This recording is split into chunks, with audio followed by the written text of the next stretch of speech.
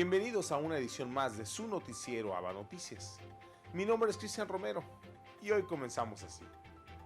Maputo es la capital de Mozambique y es la primera parada del Papa Francisco en su cuarto viaje apostólico al África. Pocos minutos después de las 8 de la mañana, hora de Roma, el Papa Francisco ponía así rumbo a África por cuarta vez en su pontificado. Y 10 horas después, de noche, llegaba a su primer destino, Maputo, la capital de Mozambique. A pie de pista fue recibido por el presidente del país.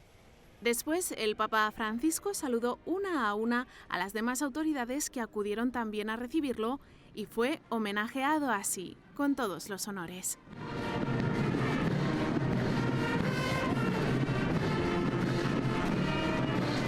Además, en el aeropuerto le dedicaron estos enérgicos bailes tradicionales. Mozambique recibe con enorme esperanza la visita de Francisco. El país ha sufrido una serie de catástrofes naturales que han afectado profundamente a la población. El centro y el norte siguen afrontando las dramáticas consecuencias de dos ciclones, el Idai y el Kenneth, que hace unos meses causaron cientos de víctimas mortales y cuantiosas pérdidas materiales. Paradójicamente, en el sur, la sequía ahora causa estragos. Mozambique tiene unos 29 millones de habitantes, 8 de cada 10 viven en la pobreza con menos de $2 al día. Es además uno de los países del África subsahariana que más ha sufrido las consecuencias del SIDA. El 23% de los habitantes de la capital Maputo es portador del VIH. El presidente de Mozambique, al saludar al Papa Francisco, elogió el apoyo de la Iglesia Católica en la persona del Papa Juan Pablo II para terminar la guerra civil. Aquí fueron los saludos oficiales ante políticos, representantes de la sociedad civil y embajadores. El presidente recordó que cuando Juan Pablo II les visitó en 1988, Mozambique estaba en guerra civil y que la Iglesia Católica ayudó a encontrar la paz. Vivíamos entonces en una guerra entre hermanos que se cobró la vida de millones de conciudadanos, mutiló a tantos otros, separó y desplazó a familias, destruyendo el tejido social y económico de nuestra joven nación. La comunidad de San Egidio se ofreció a acoger en Roma las negociaciones que culminaron con la firma del Acuerdo General de Paz en 1992. A continuación, el Papa primero envió un saludo a las víctimas de los ciclones Idai y Kenneth, que en marzo y abril destruyeron el centro y el norte del país. Luego, como hace un mes, firmaron el acuerdo definitivo para el cese total de hostilidades militares, elogió los esfuerzos para cultivar la paz y les dijo que la reconciliación es el mejor camino para afrontar las dificultades. Conhecentes o sofrimento, o luto e aflição, mas não deixastes que o critério regulador das relações humanas fosse a vingança ou repressão, nem que o odio y a violencia tuviesen la última palabra. El Papa recordó que la paz no es solo que no haya guerra, sino que se reconozca, garantice y reconstruya la dignidad de las personas. No ceséis los esfuerzos en cuanto houver crianças y adolescentes sin educación, familias sin teto, trabajadores sin trabajo, camponeses sin tierra. Tais são as bases do futuro de esperança, porque futuro de dignidade. Tais são as armas da paz. Cuando concluyó antes de marcharse, saludó a los otros dos líderes políticos, representantes de los antiguos bandos en conflicto y ahora constructores de paz. El grito repetido de reconciliación fue el marco de recepción al Papa Francisco en el encuentro interreligioso al que asistió en el contexto de su visita a Mozambique. El Papa llegó en papamóvil hasta el pabellón Mazacuén, uno de los principales complejos deportivos del país que acogió este encuentro interreligioso.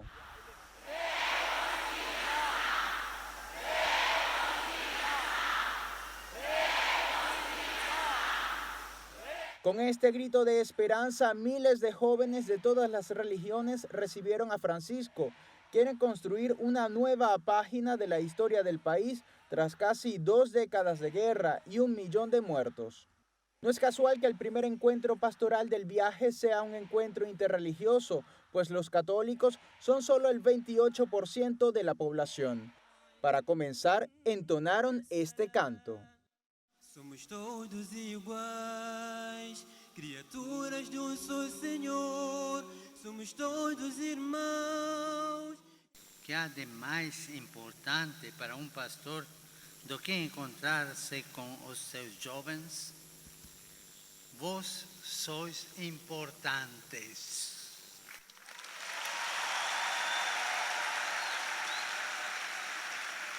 Precisais de o saber, precisais de acreditar nisto. Con cantos y actuaciones, jóvenes cristianos, musulmanes e hindúes mostraron que les une un proyecto, consolidar la paz en un país marcado por grandes diferencias políticas y sociales. E santidade. Em meio a tantas, mas tantas dificuldades que roubam luz ao nosso futuro, como podem os nossos sonhos, os nossos planos se realizar? Como? E diante de tantos problemas que nos apoquentam a nós, os jovens, ao país e ao mundo. Francisco aprovechó para recordar los 77 goles del futbolista Eusebio da Silva, la Pantera Negra, quien superó las severas dificultades económicas de su familia y siguió tras sus sueños. El arzobispo de Maputo recibió al Santo Padre en la catedral. El Papa llegó 15 minutos antes para encontrarse con los sacerdotes, seminaristas y religiosas. El arzobispo de Maputo esperaba en la puerta de la catedral al Papa, que llegó 15 minutos antes para su encuentro con sacerdotes, seminaristas y religiosas del país. Primero saludó a los más ancianos de entre los participantes. Luego se detuvo unos minutos para rezar en silencio ante la Eucaristía. El encuentro comenzó con una oración, pero rezaron como se reza en Mozambique, y al Papa le gustó.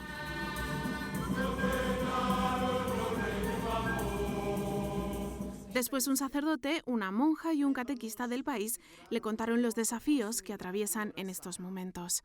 Sim, Santo Padre, há demasiada preocupação com o nosso bem-estar pessoal, sobretudo no que diz respeito aos recursos financeiros para a nossa subsistência.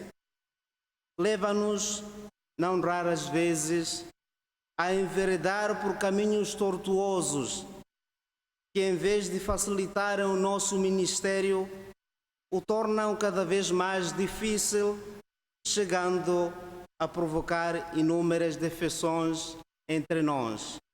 Como podemos fazer para viver a nossa consagração religiosa com mais fidelidade e perseverança numa sociedade demasiado materialista e alienadora? Constatar que os casamentos de mista religião, particularmente entre católicos e muçulmanos, que antes eram completamente inquestionáveis, hoje enfrentam muitas dificuldades por causa de um certo extremismo religioso que obriga sempre a parte católica a converter-se a otra religión. El Papa, en un intenso discurso, les dio las gracias por haber entregado su vida a Dios y les invitó a renovar esa entrega. Renovar a chamada passa, muitas vezes, por verificar-se os nossos cansaços e preocupações tem a ver com um certo mundanismo espiritual. A nossa chamada passa por optar, dizer sim e cansar-nos com aquilo que é fecundo aos olhos de Deus, que torna presente, encarna o seu Filho Jesus. Francisco recordó que acompañar a las personas y cargar con sus preocupaciones es cansado, pero vale la pena y muestra la belleza de las personas que se entregan a Dios. Antes de marcharse, el Papa rezó además por las vocaciones y por la fidelidad de los sacerdotes seminaristas y religiosos y religiosas. Después recorrió el pasillo central de la catedral y no pudo evitar el entusiasmo de los participantes. En la puerta le esperaba un papamóvil y una multitud de peregrinos que también querían saludarle y verle de cerca. El cardenal Roger Echegaray ha fallecido. Con su fallecimiento quedan solo 213 cardenales. Cardenal Echegaray organizó el primer encuentro interreligioso en 1986, bajo el pontificado del Papa Juan Pablo II. A última hora del miércoles 4 de septiembre falleció en Francia el cardenal Roger Echegaray, que en unos días habría cumplido 97 años. Francisco recibió la noticia en Mozambique y lo ha recordado como hombre de diálogo y de paz. Juan Pablo II lo hizo cardenal en 1979 y era uno de los más apreciados del Vaticano.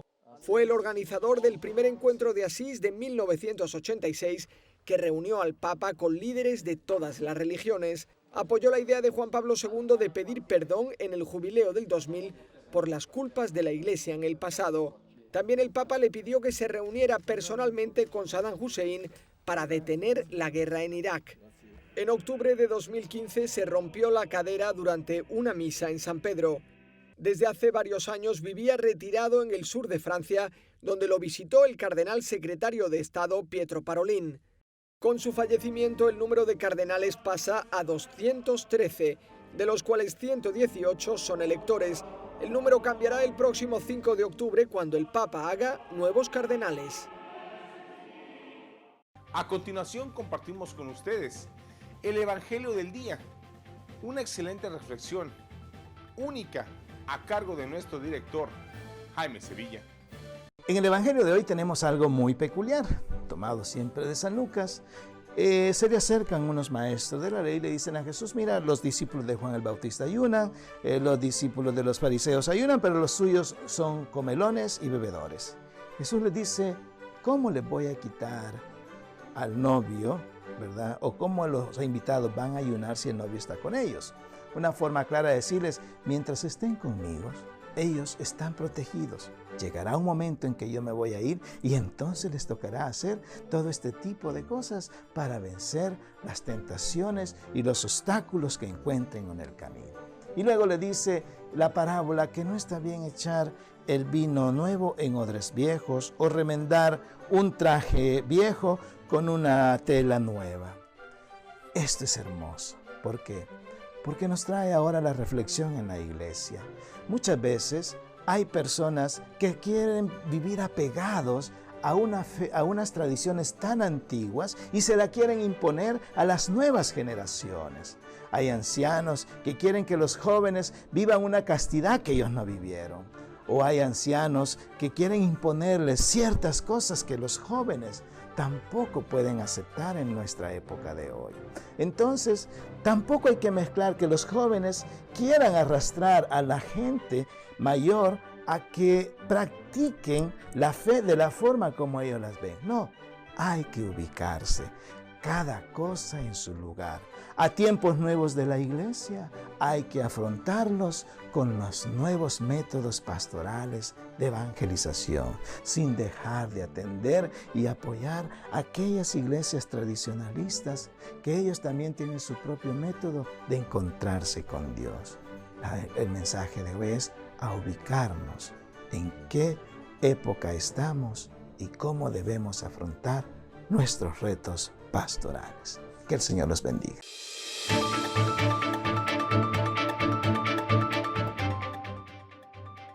En Noticias del Mundo les informamos que el presidente de Guatemala declaró estado de sitio para contrarrestar ataques de presuntos narcotraficantes armados. El organismo ejecutivo de Guatemala declaró estado de sitio en 5 departamentos del norte y oriente del país después de la emboscada de una patrulla del ejército a manos de supuestos narcotraficantes. Las autoridades indicaron que los atacantes retuvieron y asesinaron a 3 elementos castrenses, mientras otros 6 fueron rescatados con heridas de bala. La declaración se dio en presencia de los ministros de Estado.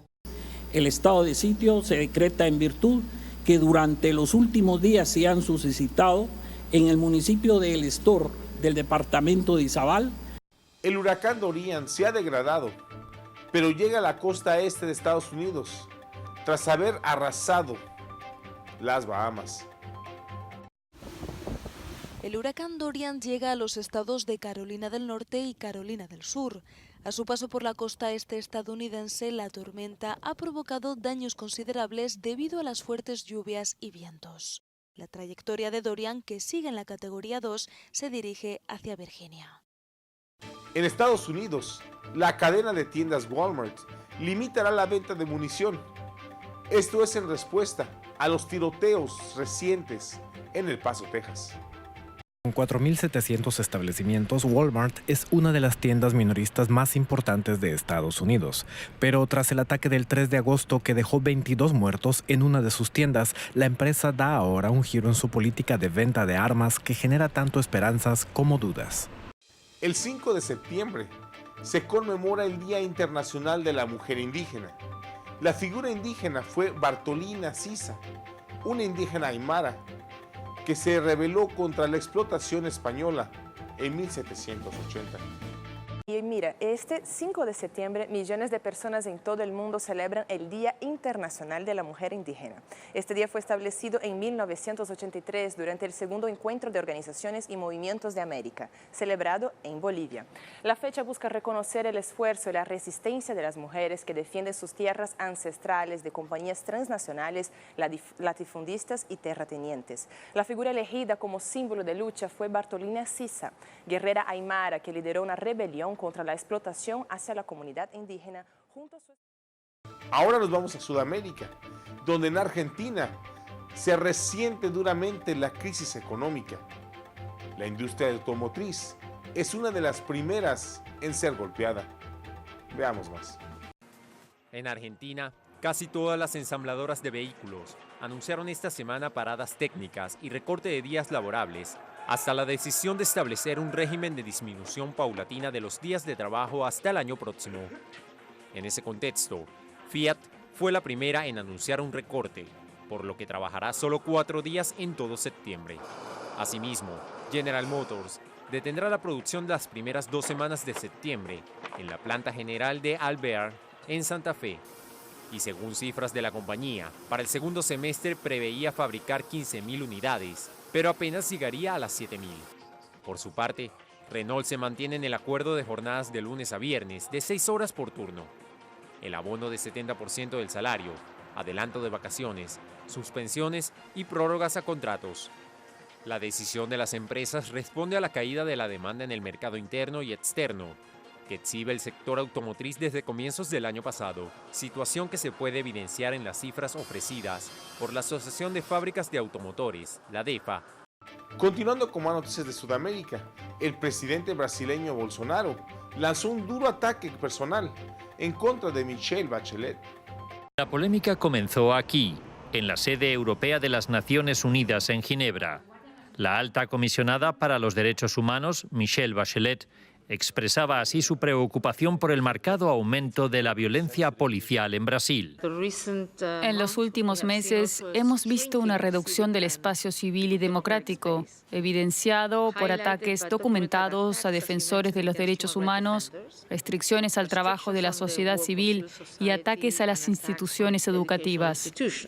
Migrantes venezolanos caminan cientos de kilómetros buscando bienestar para ellos y sus familias. El objetivo principal es sobrevivencia.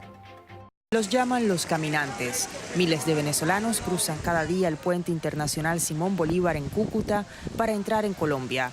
Huyen de la inseguridad y de la miseria.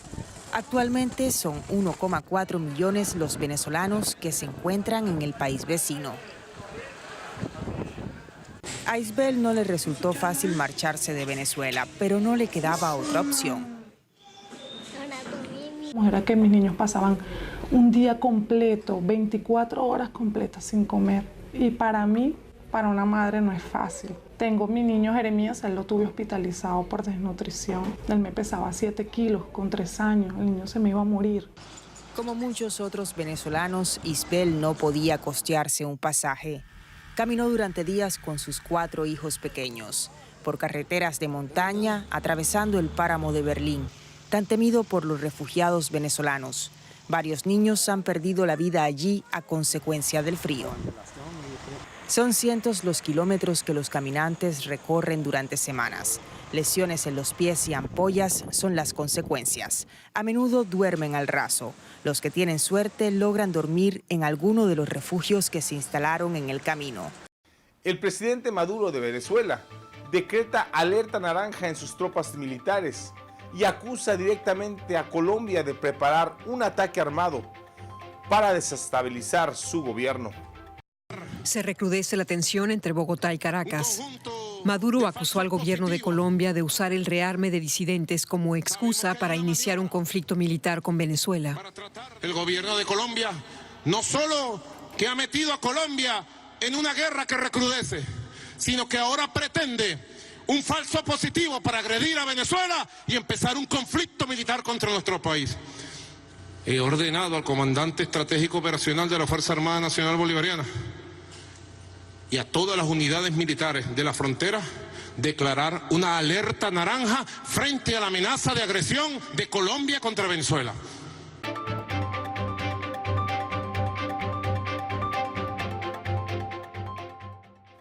Y nos vamos a Asia, donde en Yemen, a pesar de la guerra civil que están viviendo, un grupo de artistas pretenden presentar una obra de teatro. Veamos cómo lo hicieron. Caminar por Kraitar, el barrio histórico de Adén, no es fácil. La mayoría de sus habitantes lucha por sobrevivir. Y la gente joven está harta de las pocas oportunidades debido a la guerra y la falta de seguridad. No hay muchos sitios a donde ir. Me paso el tiempo metida en mi habitación leyendo libros y viendo películas. El único museo de la ciudad fue parcialmente destruido por la guerra. Este es el cine más antiguo de Yemen, pero de su antigua gloria apenas queda nada. No teníamos ningún problema de suministro eléctrico. Esta pantalla reproducía películas a color y en blanco y negro. Era maravilloso, perfecto. Abdullah era el encargado de los teatros de Adén. Aún conserva las llaves. Le pone muy triste pensar en cómo era la vida antes de la guerra. Venían muchos matrimonios, también las familias. Había un ambiente de cultura, educación y respeto. La gente venía con sus mejores ropas. Los yemeníes se están muriendo no solo por la falta de comida. Las almas de las personas se marchitan sin acceso a la cultura, afirma él. Sufro porque siento que estamos muriendo. El cine nos aportaba cultura y arte, pero ya no hay cine. Por eso, también nos estamos muriendo. Si el cine aún existiera, no habría este caos.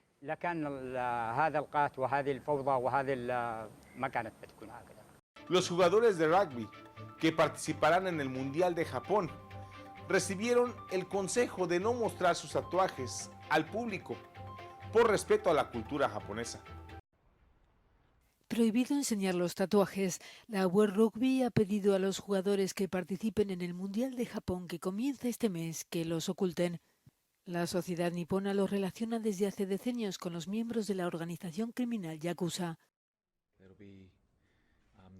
Esa será la norma para los jugadores que tengan la suerte de venir. Debemos respetar los valores del pueblo japonés, reconocía la estrella neozelandesa Sonny Bill Williams. Una forma de evitar susceptibilidades y también el riesgo de ser vetados en algunos establecimientos como gimnasios o baños tradicionales como los Sento. Y con esto llegamos al final de su noticiero ABA Noticias. Gracias por su preferencia y continúe con nuestra programación. Recuerde que ya estamos en Roku TV y Amazon Fire. Ahí nos vemos y que Dios les bendiga.